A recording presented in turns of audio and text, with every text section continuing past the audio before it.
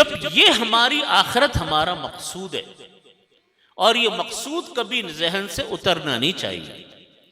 جب دنیا کے دھندوں میں ہم اور آپ لگتے ہیں تو ہمارے ذہنوں سے یہ بات چلی جاتی ہے کہ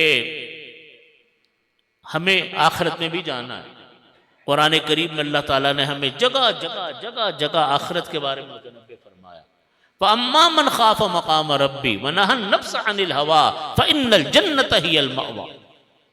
جو انسان اللہ کے سامنے کھڑا ہونے سے ڈر گیا، فَأَمَّا مَنْ خَافَ مَقَامَ رَبِّ، جو انسان اللہ کے سامنے کھڑا ہونے سے ڈر گیا، وَنَهَى النَّفْسَ عَنِ الْهَوَىٰ، اور اس نے اپنے آپ کو خواہشات نفسانی سے روک لیا، فَإِنَّ الْجَنَّةَ هِيَ الْمَأْوَىٰ، جنت اس کا ٹھکانہ. دو قدم اٹھاؤ، ایک اللہ کا ڈر اور ایک خواہشات کی پیروی نہ کرنا، تیسرا قدم اس کا جنت پہ کلام پاک کا وعدہ. فَإِنَّ الْجَنَّةَ هِيَ الْمَأْوَىٰ. اس لیے جب ہم دنیا میں رہتے ہیں، کام تو ہمیں سارے کرنے، ملازمتیں بھی کرنی ہیں اور تجارت بھی کرنی ہے، روزی تو کمانی ہے. جو نبی کریم صلی اللہ علیہ وسلم نے فرمایا کہ طلب کسب الحلال فریضۃ بعد الفریضہ، کہ دیگر فرائض کے بعد رزق حلال کا کمانا یہ فرض ہے. دیگر فرائض نماز روزہ حج زکوٰۃ کے بعد پیسہ کمانا فرض ہے، تاکہ ہم اپنے گھر والوں کی اور اپنی جو کفالت اللہ نے ہمارے اوپر لازم کی، ہم اس کو کما حق ادا کریں. نبی کریم صلی اللہ علیہ وسلم ہر وقت صحابہ کرام کو یہ نہیں کہتے تھے کہ چلو مسجد میں جا کر عبادتوں میں لگ جاؤ.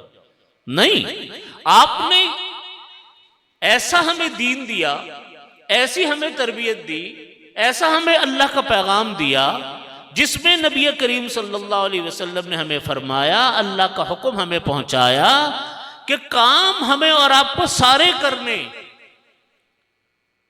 جو جائز کام ہیں دنیا کے سارے ہمیں انجام دینے، لیکن ہر چیز میں اللہ کے حکم کی پابندی ہوگی. ہم اور آپ آزاد زندگی نہیں گزاریں گے جانور کی طرح. ہماری مثال اس جانور کی طرح ہے، ہماری مثال اس گھوڑے کی طرح ہے جس کو رسی سے باندھ دیا گیا. رسی لمبی ہے، وہ اپنے حصار میں پھرتا رہے گا، چلتا رہے گا، لیکن کھلا نہیں پھرے گا کہ جو دل چاہے کر لے. الدنیا سجن المومن و جنت الکافر. دنیا مومن کے لیے قید خانہ ہے، لیکن کافر کے لیے وہ کیا ہے؟ زندگی ہے، اس کی آزادی ہے. تو ہمیں اللہ تعالیٰ نے عبادت کا بھی حکم دیا، نمازوں کا حکم دیا، فرائض و واجبات کا حکم دیا، یہ تو کرنے. بہت ساری نمازیں اللہ تعالیٰ نے ہمیں ثواب بتائے کہ کرو گے ثواب ہے، نہیں کرو گے کوئی گناہ نہیں، کوئی پوچھ نہیں. کرو گے اونچے درجات میں پہنچو گے، تہجد پڑھو اور نوافل پڑھو، دوسرے کام کرو. لیکن جتنے دنیا کے معاملات ہیں وہ بھی ہمیں انجام دینے. ہمارا دین عبادات پر ختم نہیں ہوتا، ہمارا دین عبادات تک نہیں ہے کہ ہم نے نمازیں تو اہتمام سے کری، روزے اہتمام سے کیے، حج اور زکوٰۃ دے دی، اب ہم فارغ ہو گئے. ہم فارغ نہیں ہوئے. نہ یہ مطلب ہے کہ دین کا کہ آپ نے صرف عبادات پڑھ لی، نماز روزہ کر لیا، اب آپ فارغ ہیں اور آگے آپ کے پاس دین کی کوئی تعلیم نہیں ہے. یہ دین نہیں ہے ہمارا. ان الدین عند اللہ الاسلام. دین اللہ کے نزدیک کیا ہے؟ اسلام اللہ کے نزدیک کیا؟ دین کا نام ہے. دین کس کو کہتے ہیں؟ دین اس کو کہتے ہیں جو زندگی کے ہر مرحلے میں ہدایت دیتا ہو. یہ دین ہے. یہ دین ہے جو زندگی کے ہر مسئلے میں ہدایت دیتا ہو. یہ نہیں ہے کہ جی ہم نے نمازیں ہو گئی، روزے ہو گئے، حج ہو گئی، زکوٰۃ ہو گئی. اب آپ مجھے بتائیے، اگر ہم فرائض اسلام کو لیں تو نماز دن میں 5 مرتبہ فرض ہے، روزہ سال میں 1 مرتبہ فرض، زکوٰۃ صاحب نصاب پر سال میں 1 مرتبہ فرض، اور حج صاحب نصاب پر زندگی میں 1 مرتبہ فرض. تو روزانہ فرض کون سا ہوا؟ نماز آپ جب پوری نمازیں آپ جوڑ لو سارے دن کی، ان کا وقت جوڑ لو ساری نمازوں کا، پوری دن میں کتنے گھنٹے بنتے ہیں؟ بمشکل 1 گھنٹہ. ہے نا؟ ہم فجر پڑھیں، ظہر پڑھیں، عصر پڑھیں، مغرب پڑھیں، عشاء پڑھیں، ان کے ساتھ نوافل پڑھیں، ان کے ساتھ سنتیں پڑھیں، ان سارے وقتوں کو جوڑو تو ٹوٹل وقت اگر بنے گا تو کتنا بنے گا؟ تو کیا 23 گھنٹے میں ہم آزاد؟ 23 گھنٹے ہم فارغ شریعت سے کہ بھئی اب ہمارے اوپر شریعت کا کوئی حکم نہیں لاگو ہو رہا؟ نہیں، وہ 23 گھنٹے یہ بھی نہیں ہمیں اللہ رب العزت نے فرمایا، نا نبی علیہ السلام نے فرمایا کہ اس 23 گھنٹے میں تم جو دل چاہے کرو، یہ بھی نہیں۔ اب اس 23 گھنٹے میں ہمیں کام کیا کرنا ہے؟ ہمیں عبادات جو فرائض ہیں اسلام کے، نماز لازم چیز ہے اور بہت ہی اللہ کے قرب کا ذریعہ ہے، لیکن اس کے بعد اب ہم نکلتے ہیں صبح کو نماز پڑھ کر دکانوں پہ جاتے ہیں۔ اب جب ہم دکان پر بیٹھے ہیں، جو ہمارا قصور ہے، جو ہماری کمی ہے، جس کی طرف میں آپ کو متوجہ کرنا چاہتا ہوں، ہم وہاں اپنے آپ کو اسلام کا تابعدار نہیں سمجھتے۔ یا ہم تجارت کر رہے ہوں گے یا ملازمت کر رہے ہوں گے، ملازمت کے اندر بھی ہم اپنے آپ کو اللہ کا بندہ نہیں سمجھتے کہ اللہ کا حکم ہمارے اوپر کوئی ہے۔ اب جب ہم ملازمت کرنے جائیں، جب ہم تجارت کرنے جائیں، جو صبح کو ہم نماز پڑھ کر نکلے اور ہم نے اپنے کام دھندے ہم نے شروع کیے، ہم وہاں پر بھی اسی طرح اسی اللہ کے بندے ہیں، وہاں پر بھی ہم اس اللہ کے ہی پیروکار ہیں، وہاں پر بھی ہم اسی نبی علیہ السلام کے حکم کے پابند ہیں، جس کے حکم کے پابند ہم نماز میں تھے، جس کے حکم کے پابند ہم روزے اور حج زکوٰۃ میں تھے۔ وہاں ہم آزاد نہیں ہوئے۔ میرے دادا حضرت شفیع صاحب رحمۃ اللہ علیہ نے لکھا کہ بعض لوگ وہ ہوتے ہیں جو مال کے چور ہوتے ہیں، اور بعض لوگ ہوتے ہیں جو کام کے چور ہوتے ہیں، تنخواہیں پوری لیتے ہیں، کام پورا نہیں کرتے۔ کتنے لوگ جو مختلف سرکاری محکموں میں یا مختلف جگہوں پر کام کرتے ہیں، جعلی بھرتیاں کروا لی، اثر و رسوخ قائم کر لیا، تنخواہ وصول کر لی، دستخط کر لیے، لیکن جاتے نہیں ہے کام کیوں؟ ان جیسے لوگوں کی بھرمار ہے۔ تو حضرت نے لکھا کہ جب کوئی انسان 8-10 گھنٹے کام کی 8 گھنٹے کام کی وہ ملازمت کرتا ہے، تنخواہ لیتا ہے، کام 6 گھنٹے 5 گھنٹے کرتا ہے اور وہ خوش ہوتا ہے کہ مجھ کو کوئی پوچھنے والا نہیں ہے، حضرت نے لکھا کہ اسی طرح چوری ہے مال کی، جس طرح مال کی چوری حرام ہے، یہ وقت کی چوری ہے، یہ بھی حرام ہے۔ یہ وقت کی چوری جس پہ ہمارا معاشرہ مبتلا ہے۔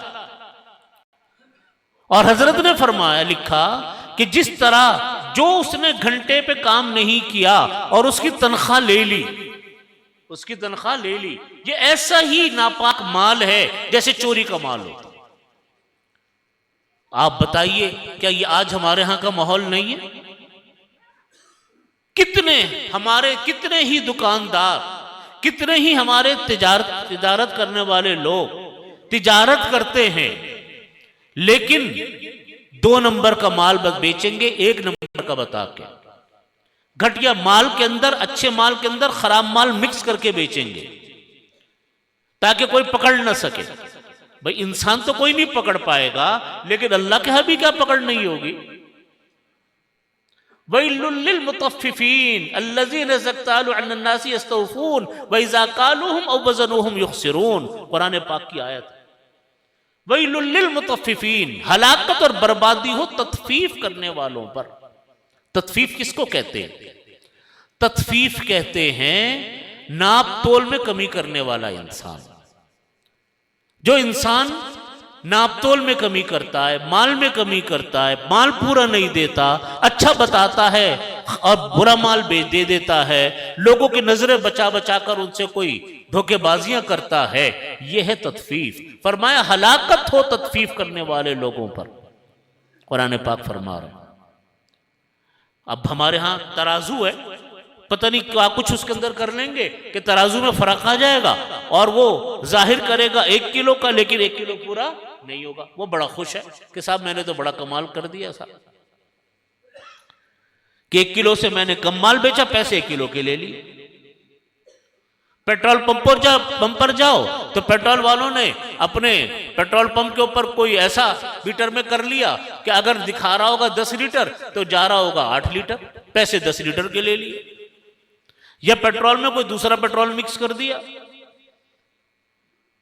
हर शोबे में ये मिलावट, हर शोबे में नापतोल में कमी, हर शोबे में ये धोखेबाजी। तो क्या ये अल्लाह का हुक्म की खिलाफ वर्जी नहीं है? क्या दीन सिर्फ इबादत की हद तक महदूद रह गया? आगे ये अल्लाह रब्बुल इज्जत के अहकामात नहीं है? ये तो अल्लाह रब्बुल इज्जत के वाज़ेह अहकामात है, कलाम पाक की आयत है जो मैं अर्ज कर रहा हूं, जिसमें हमारा मुआशरा मुब्तला है। वैलुल लिल मुतफ्फिफीन, हलाकत और बर्बादी हो तत्फीफ करने वालों को, लोगों पर। अल्लज़ीना इज़ा क़तालू अलन नासी यस्तौफून, जब वो लोगों से कैल करते हैं तो पूरा वसूल करते हैं, माल तो पूरा दूसरों से लेंगे।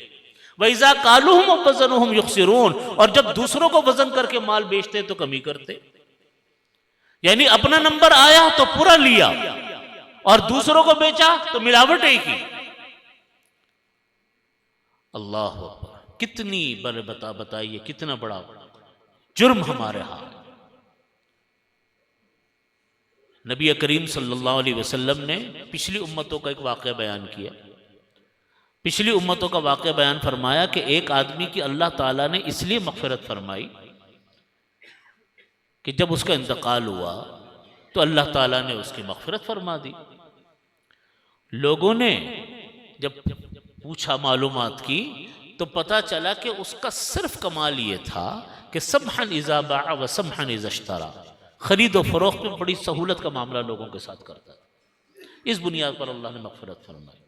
कोई गरीब आदमी आता था, उसको पैसे छोड़ दिए, उसको माफ़ कर दिए, उसकी मदद कर दी। किसी से खरीदारी की तो बहुत ज़्यादा लड़ाई झगड़ा करके उससे पैसे नहीं कम करवाए, और गरीब आदमी देखा तो 2 पैसे ऊपर दे दिए। खरीदो फरोख्त में लोगों को सहूलतें पहुंचाता था। समहन इज़ा बाअ व समहन इज़ा इश्तरा। इस बुनियाद पर अल्लाह ने उसकी मग़फ़िरत फरमाई कि उसने लोगों के साथ सहूलत का मामला फरमाया। अब देखो, इंसान जब खरीदारियां करता है, पैसे कमाता है, तो अपने फैमिली के लिए कमाता है। जो इंसान धोखेबाजी कर रहा है वो बड़ा खुश हो रहा है कि मैं लूटा हुआ माल अपने घर में लेके जाऊंगा, तो क्या बरकत उसके घर में आनी है, क्या बरकत आएगी? वो दूसरे जरिए से और पूरा हो जाएगा। और ये बात लिख लें आप कि हराम का माल कभी नहीं पलपता, हराम का माल कभी फायदा नहीं पहुंचाता। लिख लो ये बात। कुरान पाक की आयात, नबी करीम सल्लल्लाहु अलैहि वसल्लम की अहादीस, जिंदगी के बहुत सारे इबरत अंगेज वाकयात, जिंदगी के बहुत सारे वाकयात जो आपके गिरदो पेश में आते हैं, आप देख लो। हराम कमाने वाले को, इंसान को हराम नहीं कभी पनपता।